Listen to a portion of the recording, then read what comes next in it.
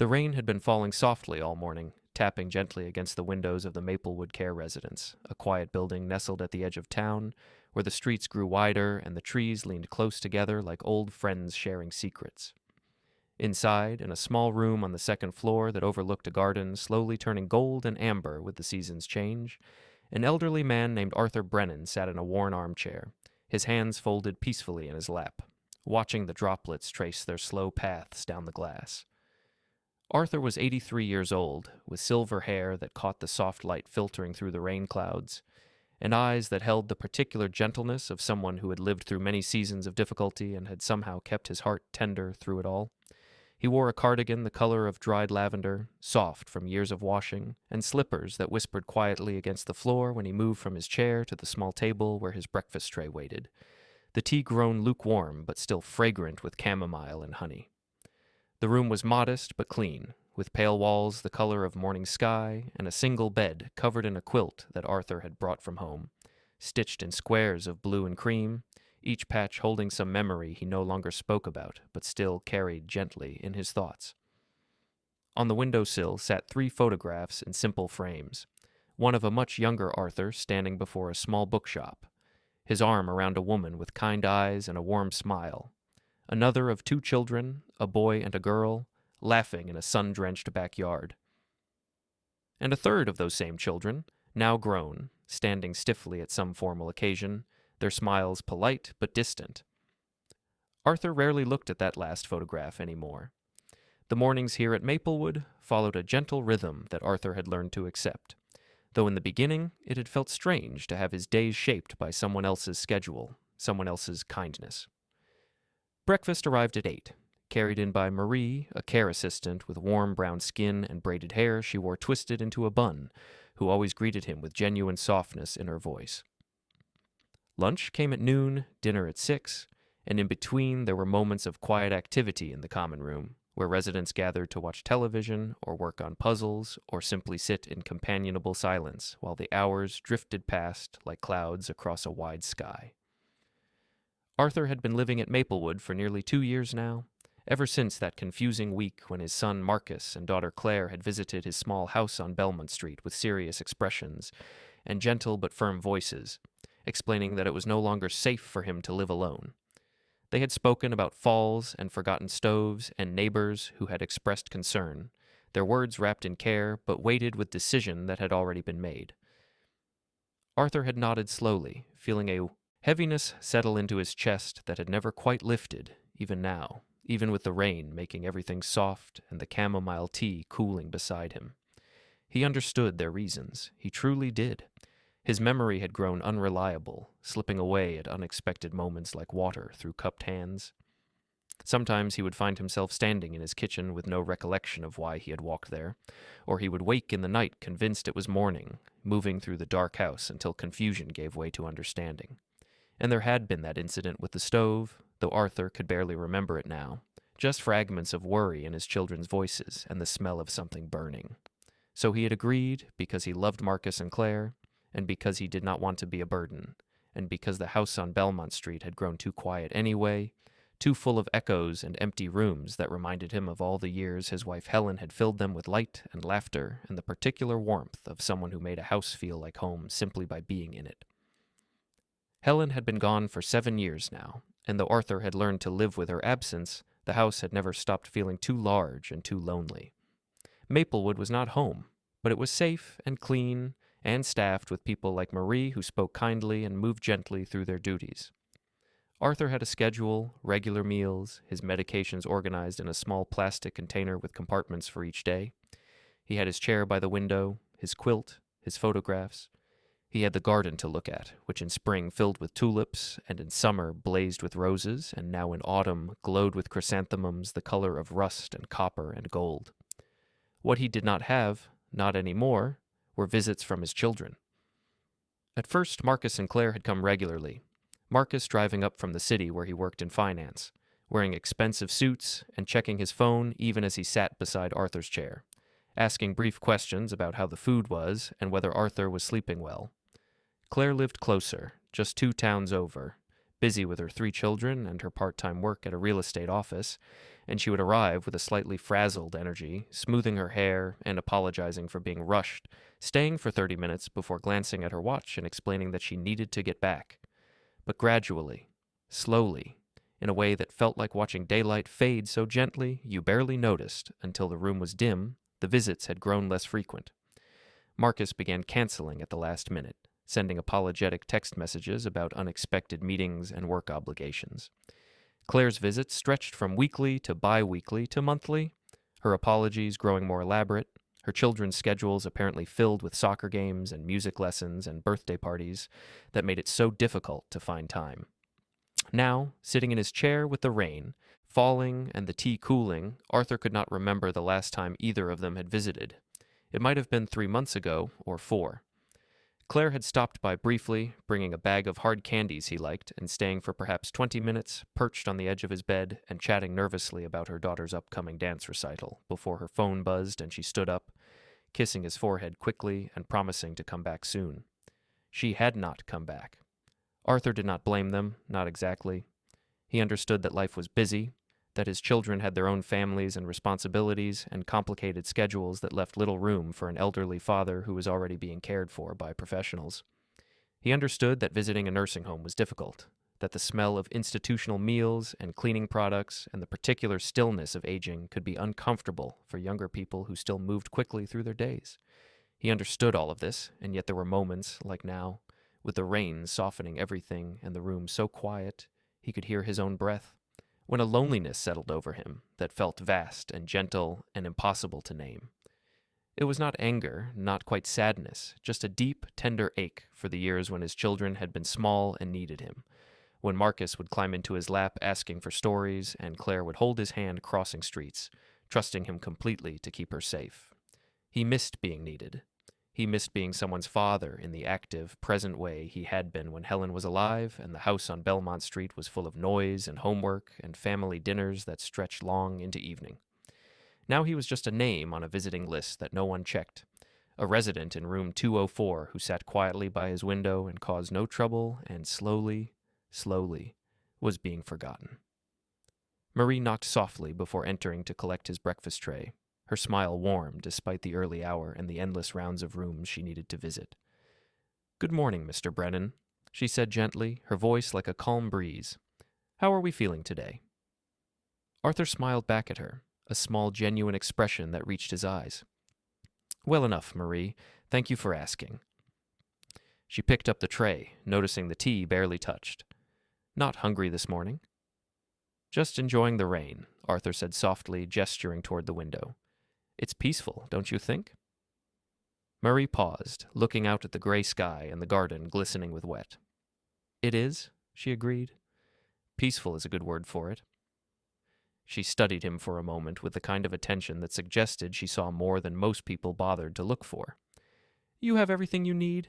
You're comfortable?" "Yes," Arthur said, and meant it in the ways that mattered for getting through each day. "Thank you, Marie." After she left, Arthur remained in his chair, watching the rain trace its endless patterns on the glass, thinking about nothing and everything, letting the morning unfold slowly around him like the opening of a gentle flower. Somewhere in the building, a television played softly.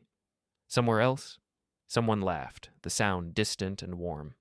The radiator under his window hummed quietly, filling the room with dry heat that smelled faintly of dust and old paint. This was his life now, quiet, contained, forgotten by the people he loved most. And he would learn to make peace with it, Arthur thought, because that is what you do when you are 83 and alone and too tired to feel anything sharp anymore. You soften everything, even your own disappointment, until it becomes just another part of the gentle rhythm of your days. The rain continued falling, and Arthur continued watching, and the morning drifted forward into afternoon, slow and unremarkable and tender in its own patient way. 3 floors below Arthur's room, in an office that smelled of old coffee and printer ink, the administrative director of Maplewood Care Residence, a woman named Patricia Hollis, sat at her desk sorting through the morning mail. Patricia was in her late 50s, with short gray hair she wore in a practical style and glasses that perched on the end of her nose, giving her the appearance of someone perpetually examining things closely, which was accurate to how she approached both her work and her life. She enjoyed her job despite its challenges, finding satisfaction in maintaining the small systems that kept a place like Maplewood running smoothly, ensuring medications were properly distributed, coordinating with families, managing the staff schedule, troubleshooting the endless small crises that arose when caring for elderly residents with varying needs and temperaments. It was not glamorous work, but it was necessary, and Patricia had always found meaning in necessary work done well. This morning, however, something unusual caught her attention as she sifted through the stack of envelopes and forms and invoices. There was a thick letter, heavy cream-colored paper, addressed to the Administrator, Maplewood Care Residence, regarding the affairs of Arthur Brennan, room 204. The return address was from a law firm in the city, Whitmore, Patterson, and Associates. Patricia opened it carefully, unfolding several pages of formal letterhead, and began to read. The letter was from a Mr. James Whitmore, senior partner at the firm, writing to inform Maplewood that he was the executor of Arthur Brennan's estate and that certain arrangements had been made regarding Mr. Brennan's care, his assets, and the disposition of his affairs. Mr. Whitmore requested a meeting at Maplewood at Patricia's earliest convenience to discuss these matters in person, and included his direct phone number along with a note that the situation was time-sensitive but not urgent in any distressing way. Patricia read the letter twice, then set it down gently on her desk, a small crease forming between her eyebrows. In her years at Maplewood, she had received many letters from lawyers, usually regarding payment disputes, insurance matters, or the sad business of arranging a resident's affairs after they had passed. But Arthur Brennan was very much alive, quiet, and undemanding. A resident she knew mostly through brief encounters in hallways and the reports from staff that he was pleasant, cooperative, and rarely received visitors. She did not know much about his financial situation beyond the fact that his care was being paid for regularly. She would need to check the files to see who was handling those payments. And she certainly did not know why a senior partner at what appeared to be a prestigious law firm would be writing about his estate as if there were complicated matters to discuss. Curious now, Patricia pulled Arthur's file from her cabinet, a manila folder that had grown thick with medical records, admission forms, and the various documentation that accumulated over 2 years of residency. She flipped through until she found the financial section and the emergency contact information. The primary contact was listed as Marcus Brennan, Arthur's son, with a phone number and an address in the city. The secondary contact was Claire Mitchell, née Brennan, with a local address. According to the notes, Marcus was the one who had initially arranged Arthur's admission and set up the payment structure, which appeared to be coming from a checking account in Arthur's name with Marcus listed as having power of attorney. There were visit logs as well, and Patricia felt a small sadness as she reviewed them. The visits from Marcus and Claire had indeed been regular at first, then declining steadily over the past year until they had essentially stopped entirely. The last recorded visit was from Claire nearly 4 months ago, lasting 23 minutes. Patricia closed the file gently, troubled by something she could not quite name. She had seen this pattern before, of course. Adult children who placed their parents in care facilities and then, gradually, painfully, stopped visiting, stopped calling, let guilt and discomfort and the busyness of their own lives create distance that grew wider with each passing month. It was one of the sadder realities of her work, though she tried not to judge.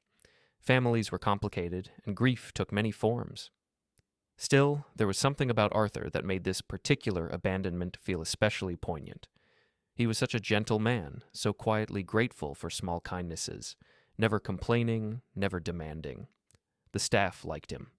Marie had mentioned more than once how sweet he was, how he always thanked her and asked about her day, and now this lawyer's letter, suggesting that Arthur Brennan's affairs were more complex than anyone at Maplewood had realized. Patricia picked up her phone and dialed the number on the letterhead. It rang 3 times before a professional-sounding receptionist answered. "Whitmore, Patterson, and Associates. How may I direct your call?" "James Whitmore, please," Patricia said. "This is Patricia Hollis from Maplewood Care Residence, returning his inquiry about Arthur Brennan." "1 moment, please." There was a soft classical music interlude, and then a man's voice, warm and professionally pleasant. "Miss Hollis, thank you for calling back so promptly. I appreciate your attention to this matter." "Of course," Patricia said. "I received your letter this morning. I'll admit I'm curious about what this concerns. Mr. Brennan is one of our residents, and as far as I know, everything with his care is proceeding smoothly." "Oh, absolutely," Mr. Whitmore assured her quickly. "This isn't about any problems with his care. In fact, I've heard nothing but good things about Maplewood. This is more about, well, it's rather delicate, and I think it would be better discussed in person if you're amenable. Would you have time for me to visit sometime this week?" Patricia glanced at her calendar, already mentally rearranging her afternoon meetings. "I could meet tomorrow afternoon, if that works for you. Say 2 o'clock?" "Perfect," Mr. Whitmore said, and she could hear the smile in his voice. "I'll see you then. And Ms. Hollis, I think you'll find this conversation quite interesting. Arthur Brennan is a rather remarkable man with a rather remarkable history." After they hung up, Patricia sat quietly for a moment, turning this new information over in her mind like a smooth stone. Whatever James Whitmore wanted to discuss, it clearly involved more than simple estate planning or payment arrangements. There was something else happening here, something that had prompted a senior lawyer to personally request a meeting at a nursing home. She thought of Arthur, sitting in his room upstairs, watching the rain, forgotten by his children, and she wondered what story was about to unfold. The next afternoon arrived with clearer skies, the rain having passed through during the night and left everything washed clean and bright. Patricia spent the morning finishing paperwork and conducting her usual rounds, checking in with staff and residents, ensuring the routines of Maplewood continued their steady flow. At 1:50, she stationed herself in her office, having tidied her desk and set out a fresh pot of coffee that filled the room with a warm, nutty fragrance.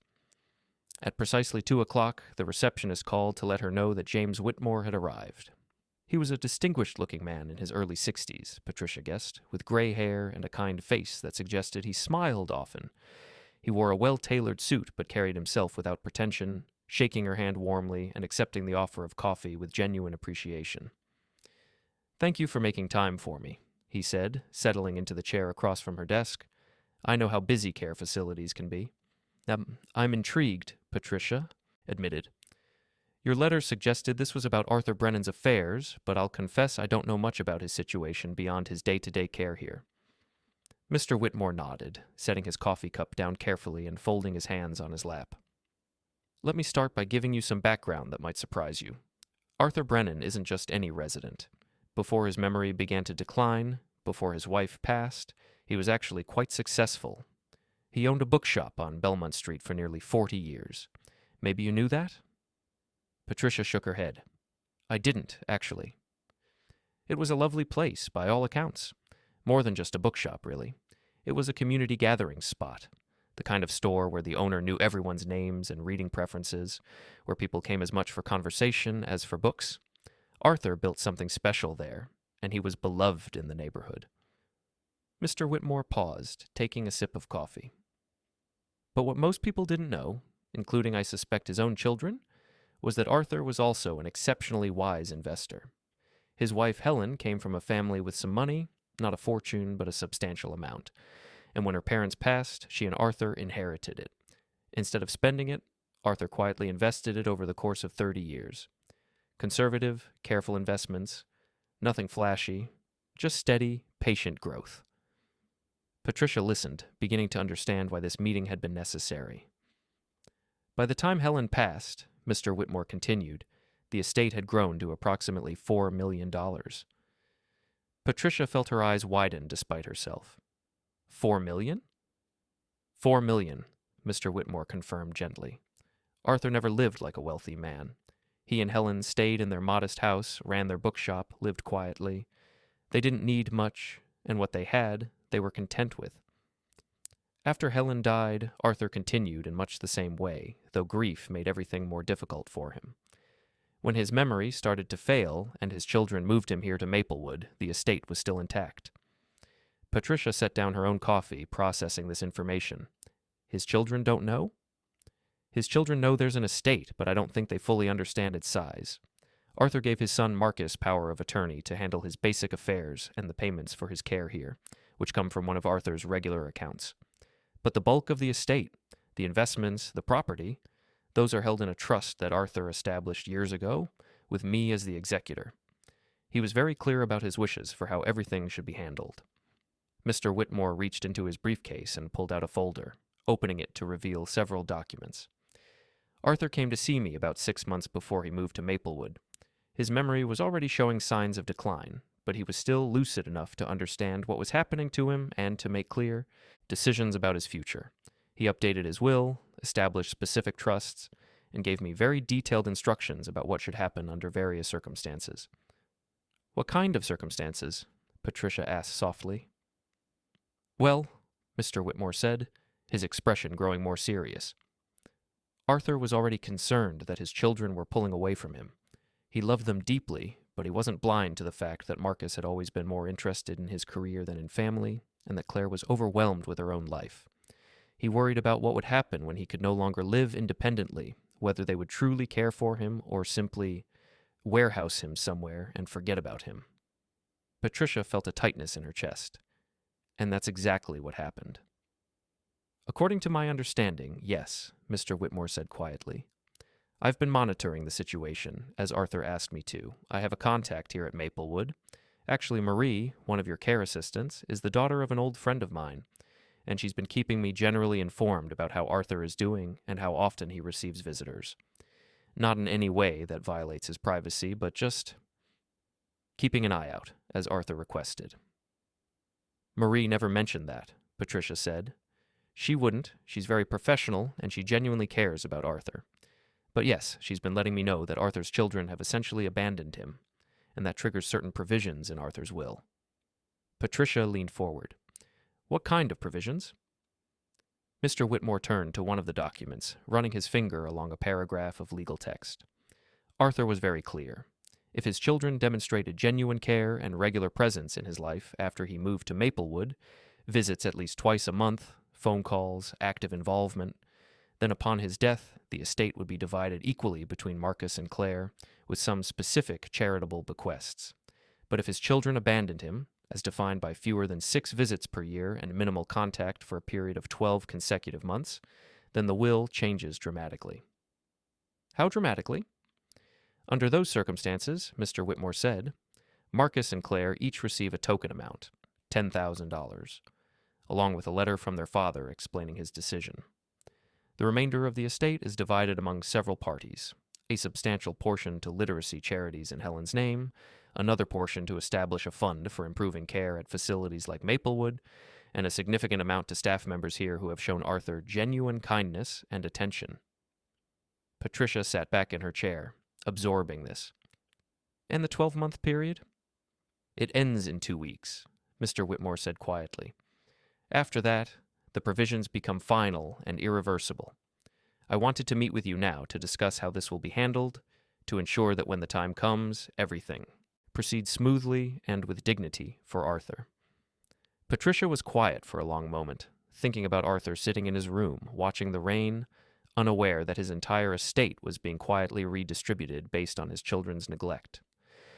She thought about Marcus and Claire, busy with their lives, probably assuming their father's modest bookshop and house amounted to a small inheritance they would receive eventually, not realizing they were forfeiting millions of dollars with every missed visit.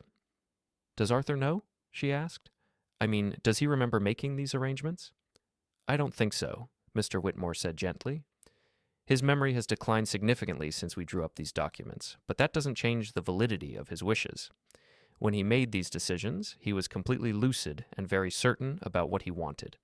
He told me, if my children can't be bothered to visit me while I'm alive, they don't deserve to benefit from my death.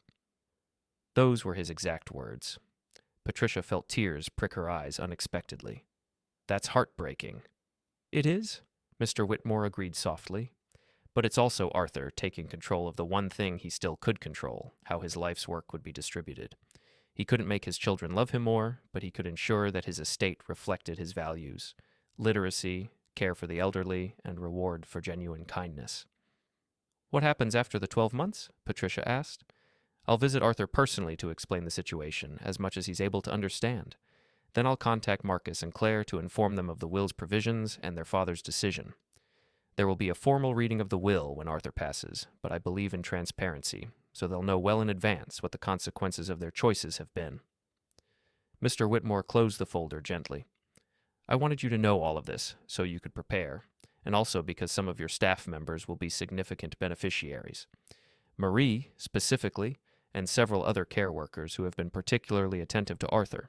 He named them specifically in his will, based on observations he made during his first months here, before his memory became too unreliable. Patricia wiped her eyes quickly, composing herself. Marie will be overwhelmed. She's a wonderful person, but she struggles financially. She's raising her daughter on her own.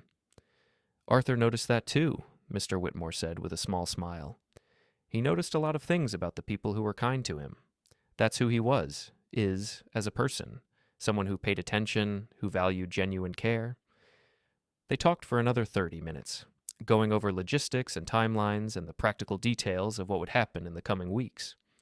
Mr. Whitmore left several documents for Patricia's files and his card with instructions to call if anything changed with Arthur's condition or situation.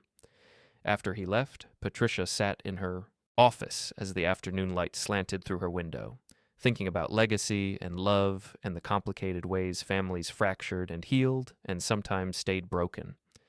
She thought about Arthur, who had built a life of quiet generosity and careful planning, who had loved his children enough to hope they would choose him, but had been wise enough to prepare for the possibility that they wouldn't. And she thought about the next 2 weeks and what would happen when Marcus and Claire finally learned what their absence had cost them. The days that followed moved with their usual gentle rhythm at Maplewood. Arthur continued his quiet routines, unaware of the legal arrangements unfolding around him, unaware that his silent months of abandonment were about to result in consequences his children could never have imagined. Marie brought his breakfast each morning, collecting his tray, chatting softly about the weather or the garden or small happenings in the facility. She did not know yet about the will, about her name written in legal documents, about the financial security that was coming her way. She simply continued caring for Arthur because that was who she was, someone who treated every resident with dignity and genuine warmth, regardless of whether anyone was watching or keeping track. Sometimes in the afternoons, Arthur would make his slow way down to the common room, where he would sit in one of the sofas by the window and watch the other residents playing cards or watching television. He rarely joined in the activities, content instead to simply observe, to be present in the gentle flow of life around him. One afternoon, about a week after Mr. Whitmore's visit, Marie found Arthur in the common room and sat down beside him, which she sometimes did when she had a few spare minutes between her rounds. "How are you doing today, Mr. Brennan?" she asked, her voice soft and genuinely curious. Arthur turned to her with that gentle smile that reached his eyes. "I'm well, Marie. Thank you for asking." "You seem peaceful," she observed. "That's a nice quality to have." Arthur nodded slowly. "I suppose I am peaceful. Or maybe just accepting. At my age, you learn that fighting against things you cannot change only makes you tired." Marie was quiet for a moment, then said carefully, "Do you miss your children?" Arthur's expression didn't change, but something shifted in his eyes, some small sadness that he had learned to carry lightly. "Every day," he said simply. "But I understand they're busy. Life is complicated when you're young, and there's so much to do." "You're very understanding," Marie said gently. "What choice do I have?" Arthur asked, not bitterly, just factually. "I can be angry and sad, or I can be grateful for what I have. This place is nice. The people are kind. The food is warm. I have a comfortable bed and a window that looks out on a pretty garden. Those are good things." Marie felt her throat tighten. "You deserve more than just comfortable and kind, Mr. Brennan. You deserve to be loved and remembered." Arthur patted her hand gently. "You're sweet to say so, but we don't always get what we deserve, do we? We get what we get, and we do our best with it." After Marie left to continue her rounds, Arthur remained in the common room, watching the light change as afternoon shifted toward evening. He thought about his children, as he often did, but without the sharp edges of pain he had felt in the early months here. Time had softened everything, even his disappointment, until it was just a dull ache he had learned to live with, like the arthritis in his hands, or the occasional confusion that fogged his thoughts. He did not know that in a small law office across town, a calendar marked the days counting down to the 12-month deadline. He did not know that his carefully constructed plans were moving forward exactly as he had intended, back when his mind was clear and his understanding of his children's limitations had been painfully accurate. He only knew that he was an old man in a quiet place, waiting patiently for whatever came next, grateful for small kindnesses, and trying not to dwell too much on the love he had lost. The 12-month deadline arrived on a Tuesday, unremarkable in every way, except for its significance in the legal document sitting in James Whitmore's office.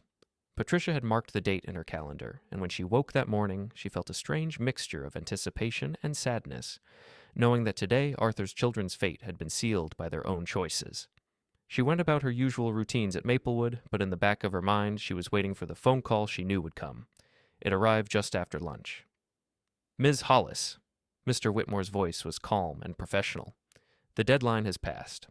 I'll be visiting Mr. Brennan tomorrow afternoon to discuss his affairs with him, to the extent that he's able to understand, and then I'll be contacting his children to inform them of the situation.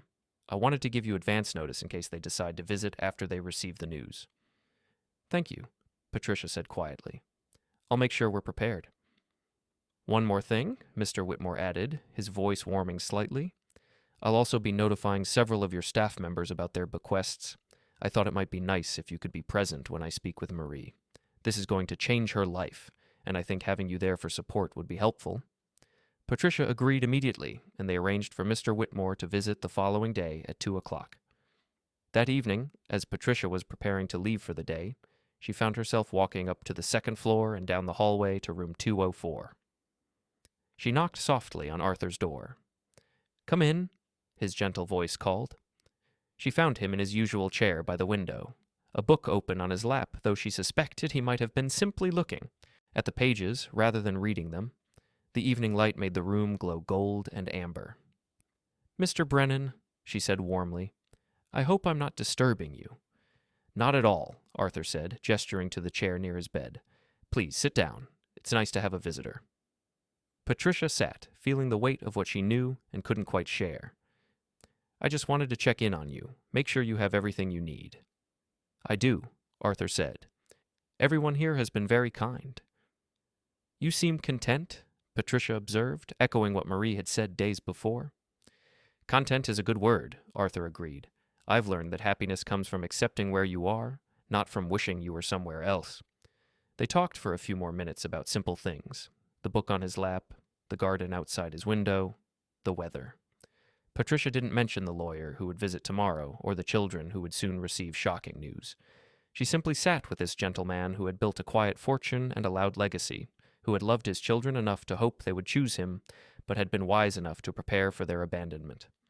When she left, she paused at the door and looked back at Arthur, silhouetted against his window, and felt a deep respect for the dignity with which he carried his disappointment. The next afternoon, James Whitmore arrived at Maplewood at precisely 2:00, carrying his leather briefcase and wearing the same kind expression Patricia remembered from their first meeting. She met him in the lobby and walked with him to her office, where they had arranged to speak with Marie first, before he visited Arthur. Marie arrived a few minutes later, looking slightly nervous, as anyone might when called to an unexpected meeting with the administrator and a lawyer she didn't know. "Marie," Patricia said warmly, gesturing to a chair, "thank you for coming. This is James Whitmore. He's a lawyer who handles Arthur Brennan's affairs." Marie sat down slowly, her expression concerned. "Is something wrong? Is Mr. Brennan okay?" "Mr. Brennan is fine," Mr. Whitmore assured her quickly. "In fact, I wanted to speak with you about something quite extraordinary. You've been caring for Arthur for the past 2 years, is that correct?" "Yes," Marie said, relaxing slightly. "He's one of my favorite residents. He's always so kind and grateful." Mr. Whitmore smiled. "He noticed that about you, too.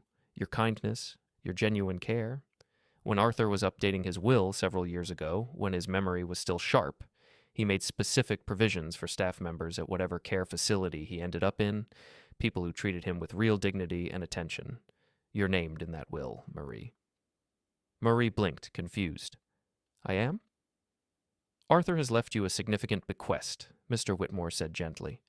"When he passes, which hopefully won't be for many years yet, you'll receive $150,000, along with a letter he wrote thanking you for making his final years more bearable." Marie's hands flew to her mouth, her eyes filling with tears. I don't... That's not possible." "It's very possible," Mr. Whitmore said warmly. "And it's already been legally arranged. Arthur wanted to ensure that people who showed him genuine kindness were rewarded for it. He was a wealthy man, Marie, though he never lived like one, and he chose to share that wealth with people like you." Marie was crying now, quiet tears streaming down her face. Patricia handed her a tissue, her own eyes damp. "I can't believe this," Marie whispered. I just tried to treat him like a person, like someone who mattered.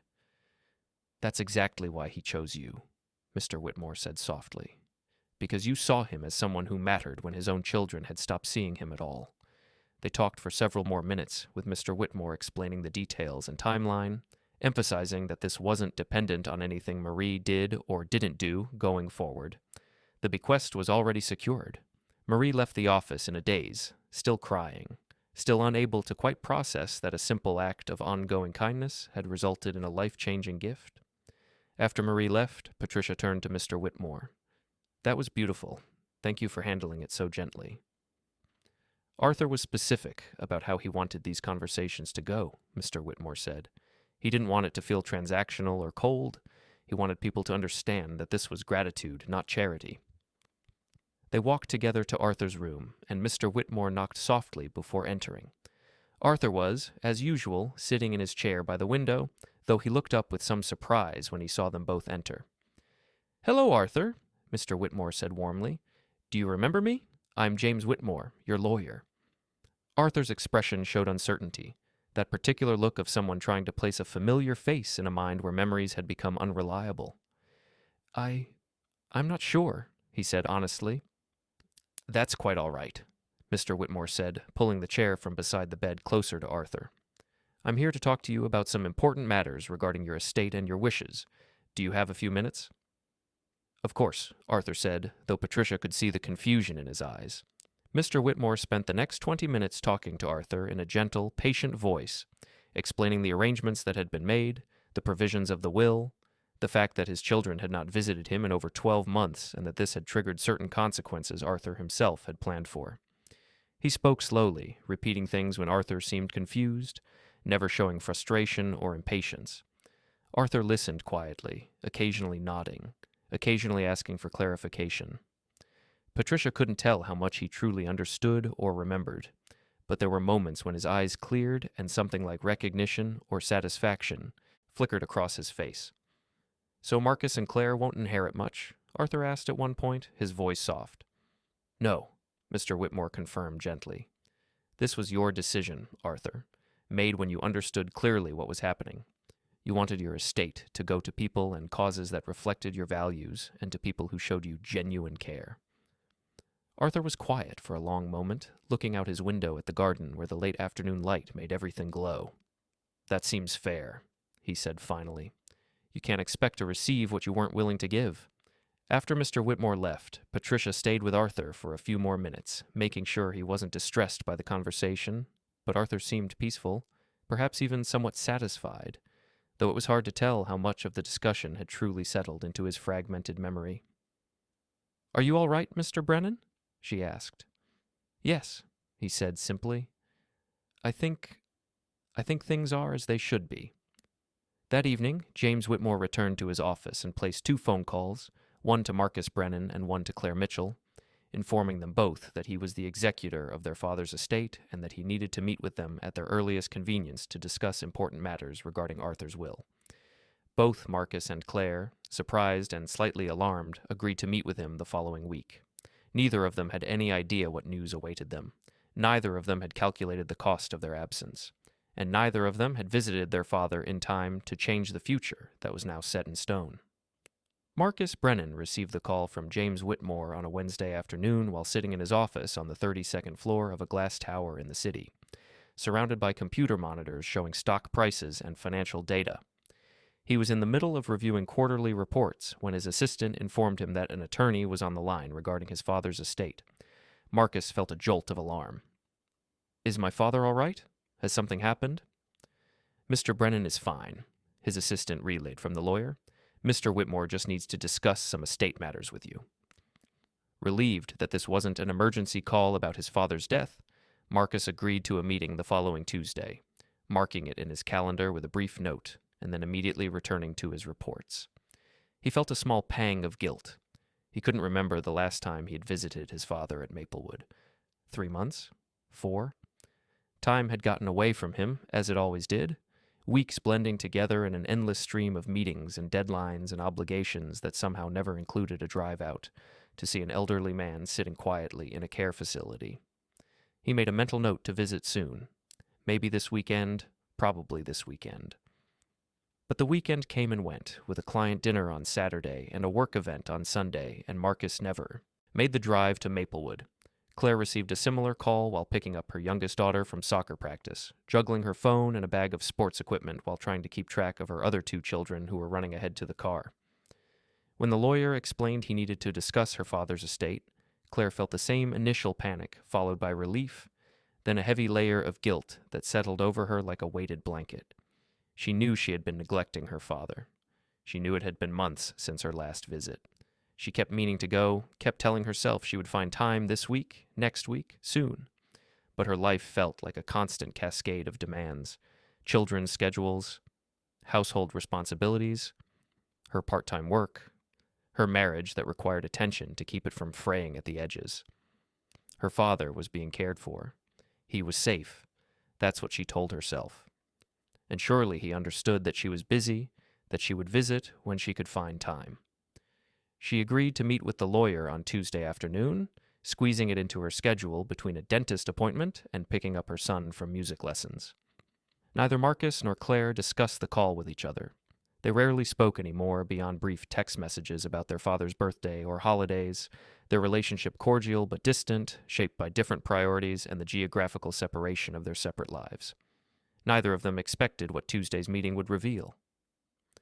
Tuesday arrived with clear autumn skies, the kind of perfect fall day where the air is crisp and the light seems to make everything more vivid.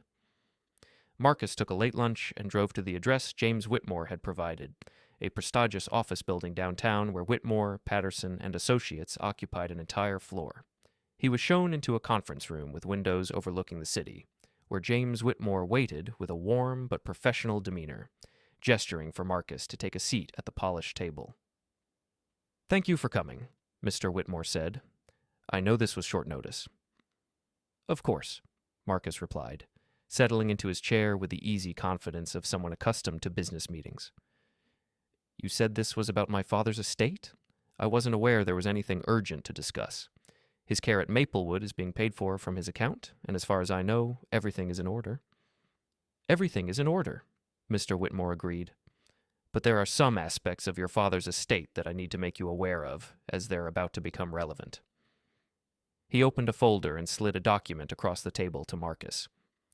"Your father came to see me several years ago, before his memory began to significantly decline, and updated his will. He gave very specific instructions about how his estate should be distributed based on certain conditions." Marcus picked up the document, scanning it with the quick analytical eye of someone who reviewed financial paperwork regularly. His expression shifted from casual attention to focused confusion as he read. "I don't understand," he said slowly. "This says the estate is worth over $4 million. That can't be right. My father owned a bookshop and a modest house. His savings were comfortable, but not—" "Your father was an excellent investor," Mr. Whitmore interrupted gently, "and his late wife inherited a substantial amount from her parents. Over 30 years, Arthur carefully and conservatively grew that inheritance into a significant estate. He simply never lived in a way that reflected his wealth." Marcus stared at the numbers on the page, his mind racing to recalculate everything he had assumed about his father's financial situation. Why didn't I know about this? Because Arthur was a private man who didn't see the need to discuss his finances with anyone, Mr. Whitmore said. And because, frankly, he wanted to see how his children would treat him without the influence of knowing there was a substantial inheritance waiting for them. Something cold settled in Marcus's stomach. "What do you mean?"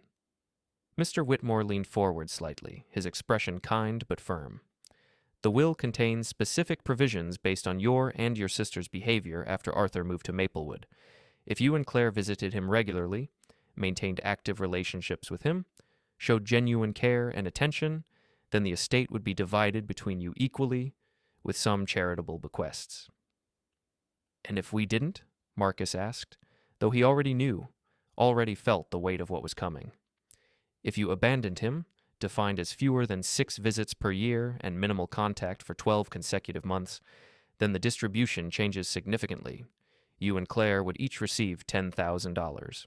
The rest would go to charities, to improve elder care facilities, and to staff members who showed your father genuine kindness." Marcus felt like the floor had disappeared beneath him. How many times have we visited?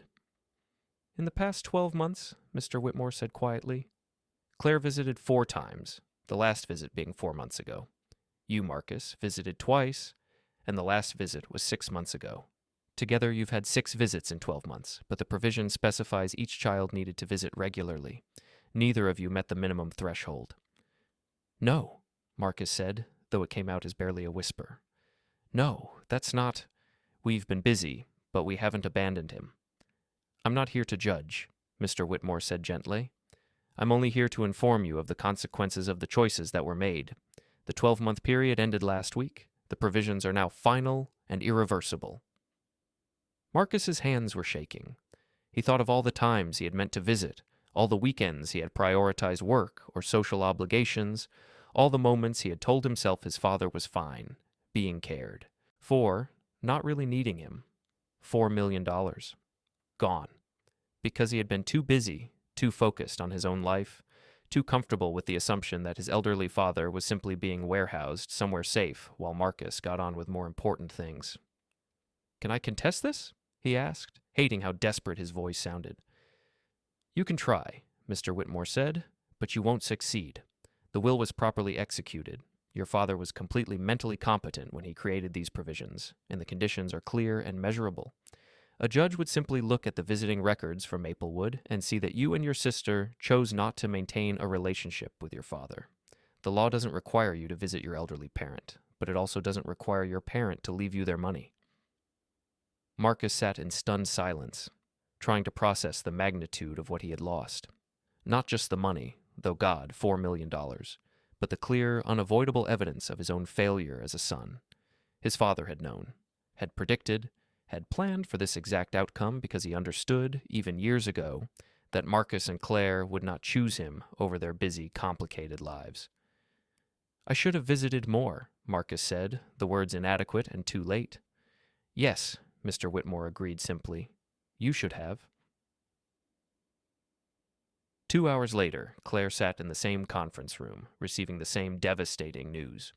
Her reaction was different from Marcus's, where he had grown quiet and numb.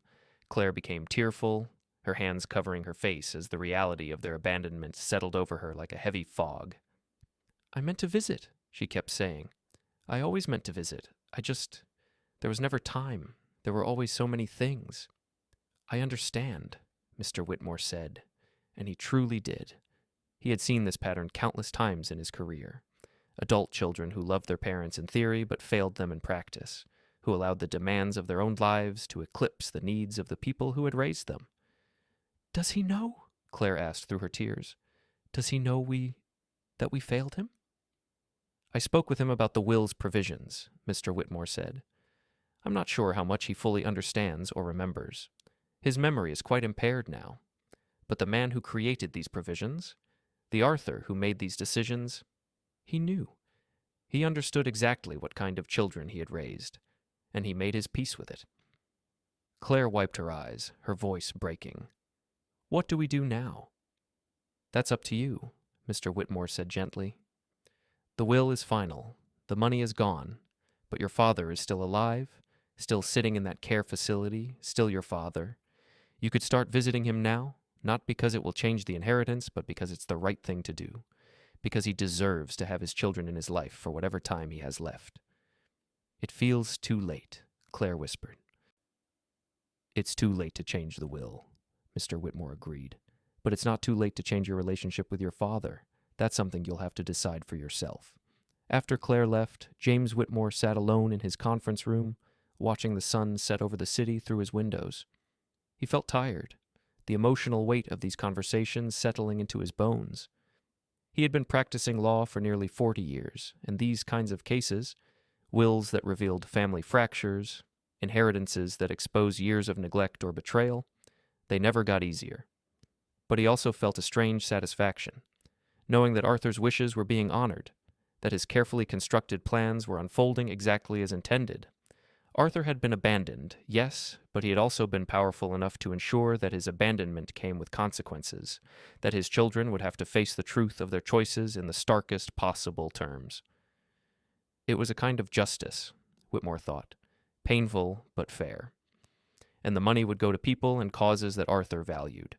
To Marie, who brought him breakfast with genuine warmth, to charities that promoted literacy in Helen's memory, to improvements at Maplewood that would benefit residents for years to come. Arthur's legacy would be one of generosity and care, even if his children had failed to show him either.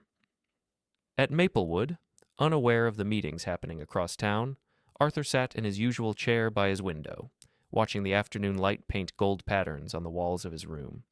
He was thinking about Helen, as he often did, remembering the way she laughed and how the bookshop had always smelled of old paper and coffee and the vanilla candles she loved to burn. His memory was unreliable now, slipping and sliding through time in ways that confused and sometimes frightened him. But Helen remained clear, a bright point of warmth in the fog. He could picture her standing behind the counter of their shop, recommending books to customers with genuine enthusiasm, knowing exactly what each person needed to read even before they knew themselves. He missed her. He missed the life they had built together, the decades of quiet partnership and shared purpose, and he missed his children, though that loss was more complicated, tangled up with disappointment and acceptance and the peaceful resignation that came from no longer being surprised by their absence. Marie knocked softly and entered to bring his dinner tray, her smile even warmer than usual, though Arthur didn't know why. He didn't know that she had been crying tears of gratitude and shock earlier that day, still unable to fully believe that this gentle old man had left her enough money to change her daughter's future, to buy a house, to stop living paycheck to paycheck. "Good evening, Mr. Brennan," she said, setting the tray on his small table. "How are you feeling?" "Well enough," Arthur said, offering her his gentle smile. "Thank you for asking, Marie." She paused, looking at him with an expression he couldn't quite read, something tender and sad and grateful all mixed together. "You're a good man, Mr. Brennan. I hope you know that." Arthur didn't know why she was saying this, but he nodded slowly. "You're kind to say so." After she left, Arthur ate his dinner slowly, the food warm and bland in the way of all institutional meals, but satisfying enough. He looked at the 3 photographs on his windowsill, his gaze lingering on the one of Helen, then moving to the one of Marcus and Claire as children, frozen in a moment of joy that seemed impossibly distant now. He didn't remember the specifics of the will anymore, didn't remember sitting in James Whitmore's office and carefully constructing these elaborate provisions designed to measure his children's love through their actions. But somewhere deep inside, in the part of himself that existed below memory and conscious thought, he felt a sense of rightness about how things were unfolding. He had loved his children. He had given them everything he could. And when they had chosen not to return that love with presence and attention, he had quietly ensured that his life's work would flow toward people and causes that reflected who he had been and what he had valued. It was, in its way, a final act of self-respect, a final refusal to be forgotten without consequence. In the weeks that followed the meetings with Marcus and Claire, Maplewood became the quiet stage for several profound transformations. The most visible was in Marcus and Claire themselves, who began visiting their father with a regularity that would have been touching if it weren't so obviously motivated by guilt and grief over what they had lost. Marcus came every Saturday afternoon now, sitting in Arthur's room for hours, trying to have conversations that Arthur's failing memory made increasingly difficult. He would tell his father about his work, about his life, about memories from childhood that Arthur sometimes recognized and sometimes didn't. Marcus's face held a perpetual tightness now, the look of someone carrying a heavy burden of regret. Claire visited twice a week, bringing her children sometimes, introducing them to the grandfather they barely knew. She would hold Arthur's hand and talk about everyday things, her voice slightly too bright, slightly too eager, as if she could somehow make up for all the missed visits through sheer quantity of presence now. But Arthur, lost in the fog of his declining mind, didn't seem to fully understand why his children had suddenly reappeared in his life. Sometimes he greeted them warmly, calling them by name. Other times he looked at them with polite confusion, treating them like friendly strangers. The cognitive decline that had been gradual was accelerating now, and the Arthur they visited was increasingly not the father they remembered. Patricia watched this unfold with a mixture of sadness and a strange kind of justice. The children had returned, but too late, and their father was already slipping away from them in ways that no amount of present attention could reverse. Marie continued her care of Arthur, but now with an added layer of tenderness, knowing that this man had seen something valuable in her simple kindness and had chosen to reward it extraordinarily. She spent extra minutes with him when she could, reading to him from the books that still lined his windowsill, talking to him about the garden and the weather and the small happenings of her day. One afternoon, about a month after the meetings with the lawyer, Marie was helping Arthur back to his room after lunch when he suddenly stopped in the hallway, looking at her with an unusual clarity in his eyes. "You're a good person, Marie," he said, his voice soft but certain. "Thank you, Mr. Brennan," Marie said gently, accustomed to the occasional lucid moments that broke through the fog of his confusion. "No," Arthur said, gripping her hand with surprising strength. "You need to know that. You're genuinely good. And that matters more than most people realize. Goodness matters." Marie felt tears spring to her eyes. "You're good too, Mr. Brennan. You're one of the best people I know." Arthur nodded slowly, as if confirming something to himself, then allowed her to guide him back to his room where Marcus was waiting for their weekly visit, his expensive suit exchanged for jeans and a sweater, his phone sitting untouched in his pocket as he prepared to spend another afternoon trying to connect with a father he had neglected for too long. 6 months after the will's provisions became final, James Whitmore visited Maplewood again, this time to oversee the establishment of the Arthur and Helen Brennan Fund for Excellence in Elder Care, a substantial endowment that would provide ongoing improvements to the facility, new equipment, better training for staff, enhanced amenities for residents, and scholarships for caregiving education. Patricia stood with him in the newly dedicated common room, where a plaque had been mounted honoring Arthur and Helen, and felt tears in her eyes as she read the inscription. "In recognition of Arthur and Helen Brennan, whose legacy of generosity and kindness continues to improve the lives of elders and caregivers." "He would have loved this," she said softly. "He did love it," Mr. Whitmore corrected gently. "When we discussed these plans years ago, his eyes lit up. This was exactly what he wanted, his money going toward making places like this more humane, more caring, more focused on dignity and comfort." Upstairs in room 204, Arthur sat in his chair by the window, unaware of the ceremony happening below, unaware of the ways his life was being honored and his values perpetuated. He was simply watching the garden, where spring had arrived and filled everything with green shoots and early blooms, and thinking about nothing and everything, his mind drifting peacefully through memories and dreams and the gentle present moment. Marcus visited that afternoon, as he did every Saturday, and found his father sleeping in his chair, the afternoon light making him look peaceful and very old. Marcus sat quietly, not waking him, just watching his father breathe, feeling the weight of all the afternoons like this that he had missed, all the moments of quiet companionship that he had traded for meetings and deals and the pursuit of success that now felt hollow and meaningless. "I'm sorry, Dad," he whispered, though Arthur couldn't hear him. "I'm so sorry I wasn't there for you." Arthur slept on, his breathing steady and calm, lost in dreams that Marcus could only guess at. Another 6 months passed, and then a year, and Arthur continued his gentle decline, his memory now so fragmented that he rarely recognized anyone consistently. But he remained peaceful, never agitated or frightened, just quietly confused, living in a present tense that required nothing of him except to exist and be cared for. Marie continued bringing his breakfast, and Marcus continued his Saturday visits, and Claire continued coming twice a week with her children. The money was gone, lost forever to their year of neglect, but they had gained something else, a painful awareness of their own capacity for selfishness, and a desperate desire to not compound their failures by abandoning their father again. One quiet Tuesday evening in late autumn, almost exactly 3 years after Arthur had first moved to Maplewood, Marie found him in his chair as usual, looking out at the garden where the trees were dropping their leaves in slow cascades of gold and red. She brought his dinner tray, set it down, and realized something was different. Arthur was very still. She approached quietly, already knowing, already feeling the shift in the room's energy. He had passed peacefully, sitting in his favorite chair, looking out at the garden he loved, slipping away so gently that it seemed less like death and more like simply falling asleep after a very long day. Marie held his hand for a moment, tears streaming down her face, whispering a prayer of gratitude for this man who had seen her, valued her, and changed her life through nothing more than recognizing her kindness as something worthy of reward. Then she went to notify Patricia, who made the necessary calls to the funeral home, to James Whitmore, and to Marcus and Claire, who would now have to face their father's death knowing exactly what their neglect had cost them, and knowing that no amount of late-arriving attention could change the fact that they had failed him when it mattered most. The funeral was small, but well attended, held at a church near the bookshop Arthur and Helen had run for so many years. Marcus and Claire sat in the front pew, their faces drawn with grief and guilt, surrounded by their children who had only truly met their grandfather in his final confused years.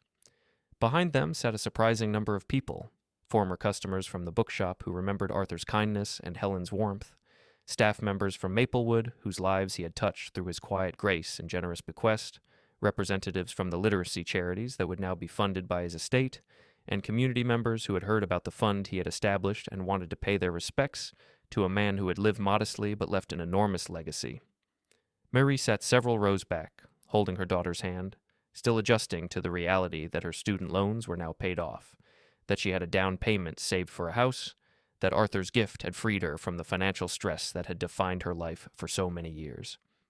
James Whitmore delivered the eulogy, speaking about Arthur with genuine warmth and respect, describing a man who had loved books and community, who had built a modest business into something meaningful, who had loved his wife deeply and mourned her thoroughly, and who had faced the end of his life with dignity and careful planning. Arthur Brennan knew that we show our values not through what we say, but through what we do, Whitmore said, his voice carrying through the quiet church. And in the end, he ensured that his life's work reflected exactly what he believed in: literacy, compassion, care for the vulnerable, and reward for genuine kindness. His legacy will continue improving lives for generations to come. He did not mention Marcus and Claire's neglect or the money they had forfeited. That was their private pain to carry, not a public spectacle to be discussed at a funeral. After the service, as people gathered for a reception in the church hall, Marcus and Claire stood together near the entrance, accepting condolences with quiet gratitude, their faces hollow with the particular grief that comes mixed with regret. Marie approached them carefully, uncertain of her welcome. "I'm so sorry for your loss," she said softly. "Your father was a wonderful man." "Thank you," Claire said, her voice thick. "Thank you for taking such good care of him." "He made it easy," Marie said honestly. "He was always so grateful, so kind." She hesitated, then added gently, "He talked about you both, you know. Even at the end, when he was confused about most things, he still remembered having children. He loved you very much." Marcus made a sound that might have been a laugh or a sob. "Not enough to leave us his money." Marie didn't know what to say to that, so she simply squeezed Claire's hand and moved away, leaving them to their complicated grief. Later, after most of the guests had left, James Whitmore found Marcus and Claire standing together looking at a photograph of their father that had been placed on a memorial table. "I know this is difficult," he said quietly, "but I want you to understand something.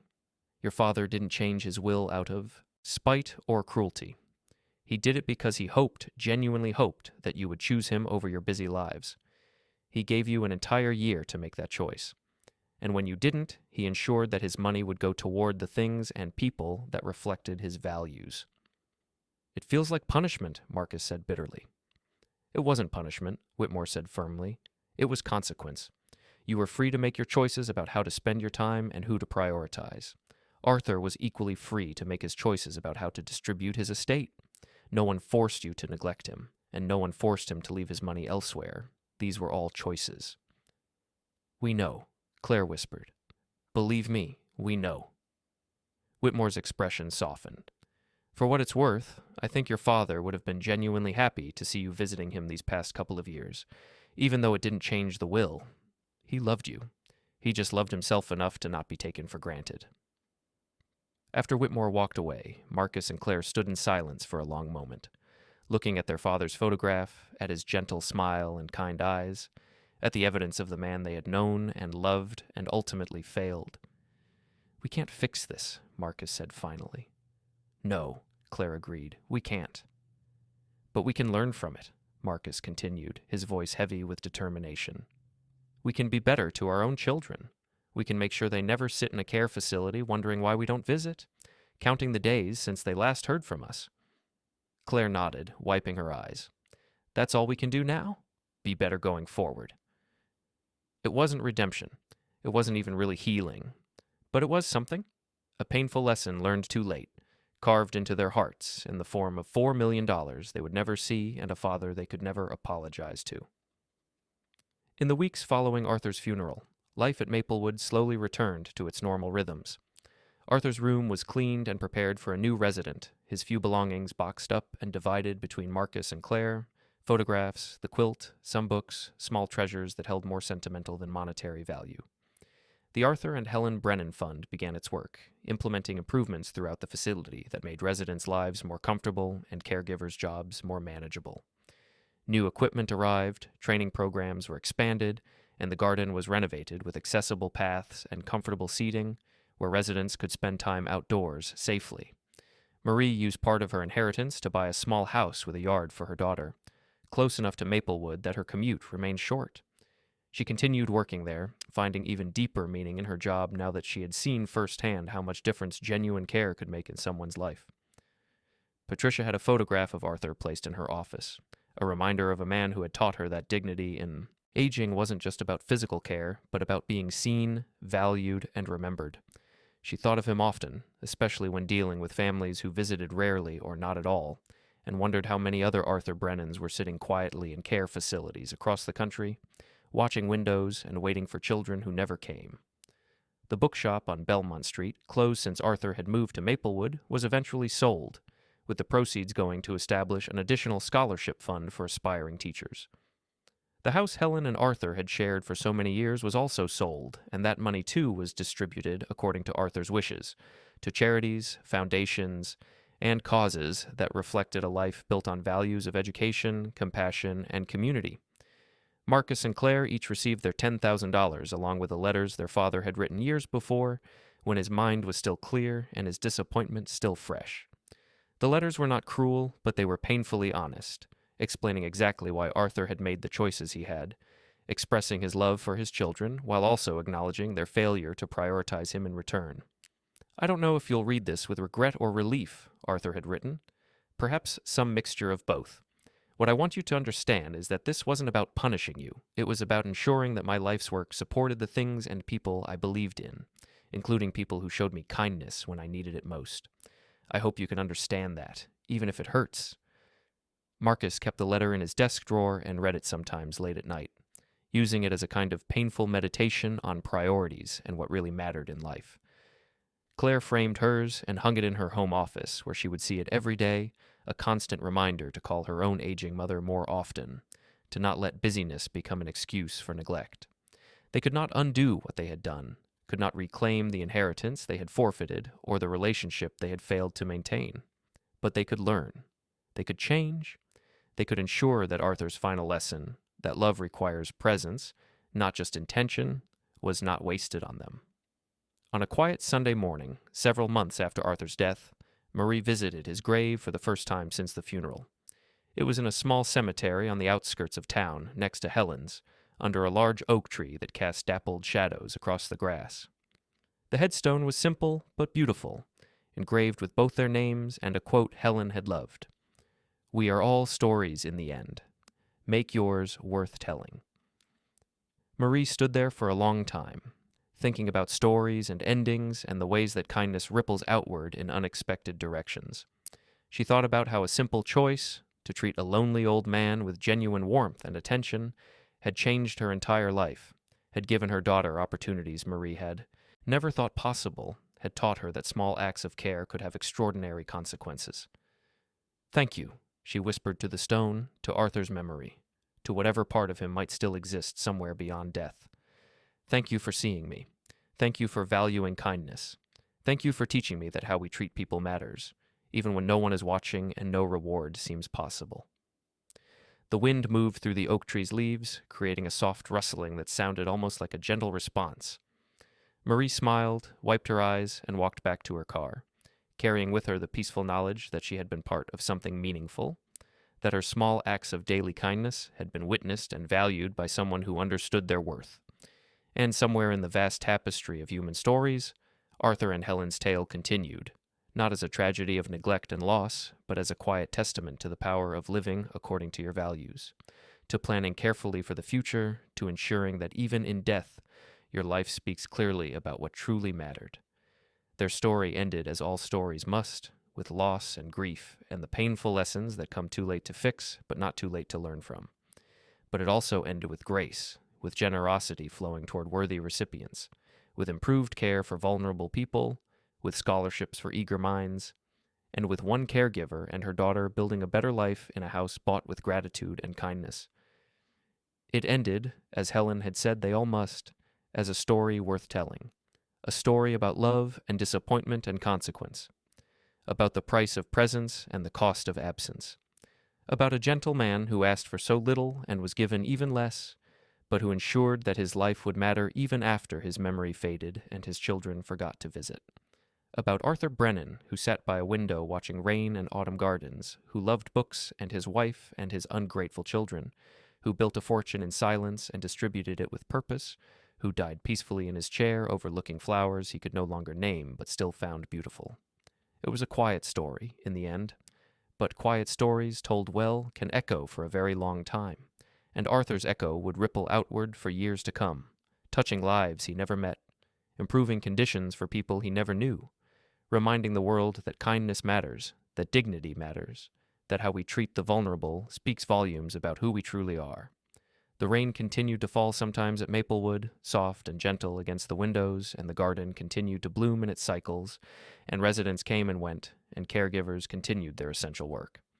But in room 204, now occupied by someone new, the memory of Arthur Brennan lingered like a warm presence, like the faint scent of books and chamomile tea, like the echo of a gentle voice saying thank you, like the quiet insistence that every person deserves to be seen and valued and remembered.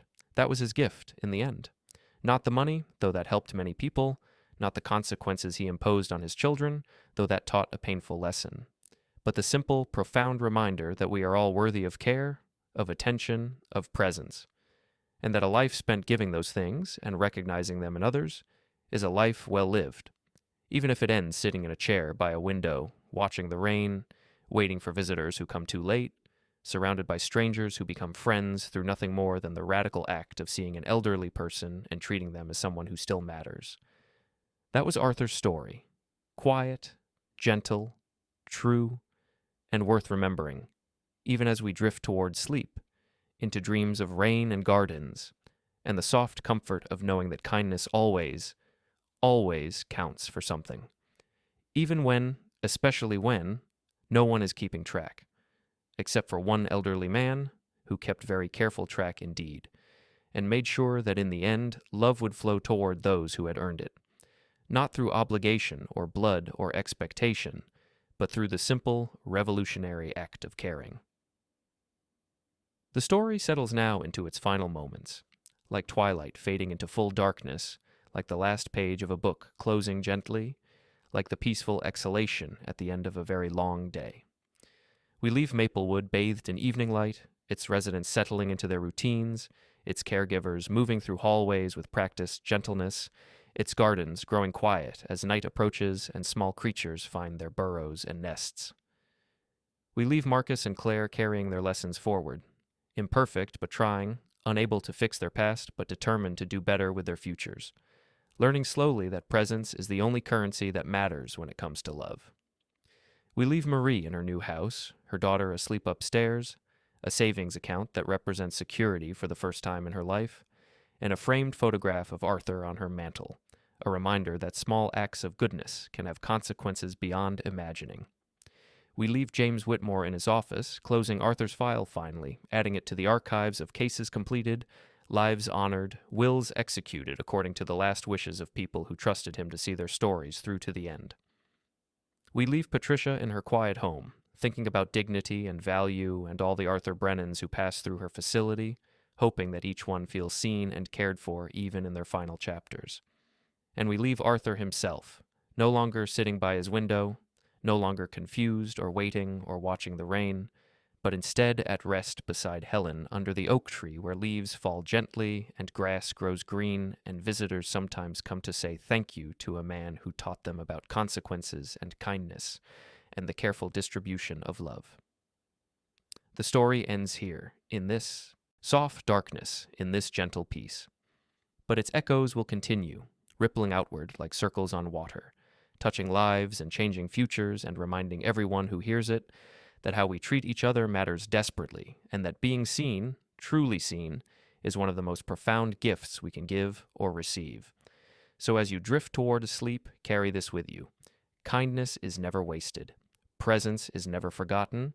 Dignity is always worth defending. And in the end, we are all just stories, hoping to be worth the telling, hoping to matter to someone, hoping to leave the world a little better, a little kinder, a little more just than we found it. Arthur did that. Helen did that. Marie does that every day. And maybe, just maybe, so can we all. Good night, gentle reader. May your sleep be peaceful. May your dreams be kind. And may you wake tomorrow with the quiet determination to be present for the people who need you, to see those who feel invisible, to care with intention and purpose, and the full knowledge that these small acts are actually the biggest things we ever do. The story ends, but its truth remains. And in the morning, when you wake, perhaps you'll remember Arthur by a window, and Marie bringing breakfast, and the price of absence and the value of presence, and perhaps you'll choose, in whatever small way you can, to be there for someone who needs you. That would be the best legacy of all. Good night, sleep well, and dream of gardens and rain and gentle justice flowing like water toward the people who earned it simply by being kind when kindness cost them nothing but time and attention and the revolutionary act of care. The end.